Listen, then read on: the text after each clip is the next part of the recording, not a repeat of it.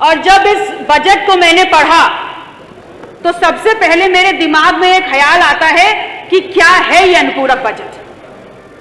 ये है भारतीय जनता पार्टी का अनुपूरक बजट। वो भारतीय जनता पार्टी जो अपने आप को इस विश्व की सबसे बड़ी संगठन होने का दंभ भरती है और डंका पीट कर कहती है। अगर डंका पीट कर कह रहे हैं तो इसी सदन में अभी 5 मिनट पहले मैंने एक टिप्पणी सुनी है बहुत ही सीनियर सदन के सदस्य के द्वारा कि सांच को आंच नहीं। तो अगर सांच को आंच नहीं है तो इस सवाल का जवाब दीजिए कि उत्तर प्रदेश क्या सिर्फ हिंदुओं का प्रदेश है? एक धर्म के नाम का, एक धर्म विशेष के नाम का तुष्टीकरण करते हैं और अगर पूछा जाएगा तो आप कहेंगे नहीं होता। कैसे नहीं होता? अगर नहीं होता है तो आप बताइए इस बजट में आपने जैनों को क्या दिया है? आपने सिखों को और गुरुद्वारों को क्या दिया है? आपने बौद्धों को और बौद्ध मठों को क्या दिया है? आपने कबीर पंथों को क्या दिया है? और बहुत दूर मत जाइए, आपने नाथ संप्रदाय को क्या दिया है? क्या ये धर्मास्थल और इन धर्मों में आस्था रखने वाले लोगों की आस्था नहीं है?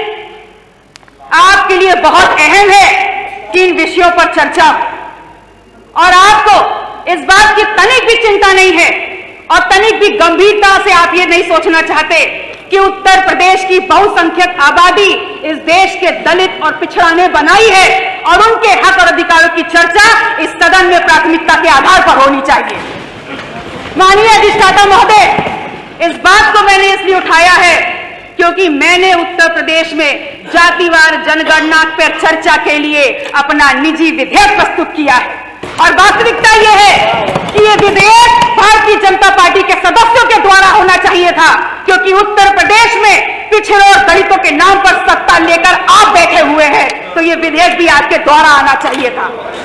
और ऐसा नहीं है, पर्याप्त संख्या में भारतीय जनता पार्टी में पर्याप्त संख्या में दलित और पिछड़ों की नुमाइंदगी करने वाले, प्रतिनिधित्व करने वाले यहां पर सदस्य बैठे हुए हैं, लेकिन सब के सब पंगु हैं और आप पंगु हैं इसलिए यहां पर आप शेर कहे या कुछ भी कहे, सच्चाई नहीं छुपने वाली।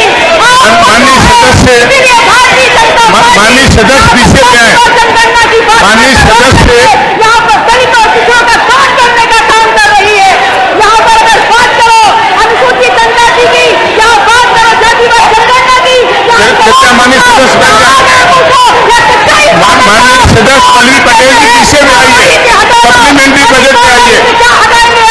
जिस सदन में दलितों और पिछड़ों की बात पर रखी जा सके तो वही जितना किया जा सके ऐसे सदन में मैं क्यों बैठूंगी क्योंकि मुझे समाज ने यहाँ पर दलित और पिछड़ा की आवाज उठाने के लिए बताया है। इसलिए पल्लवी पटेल जी, माननीय पल्लवी जी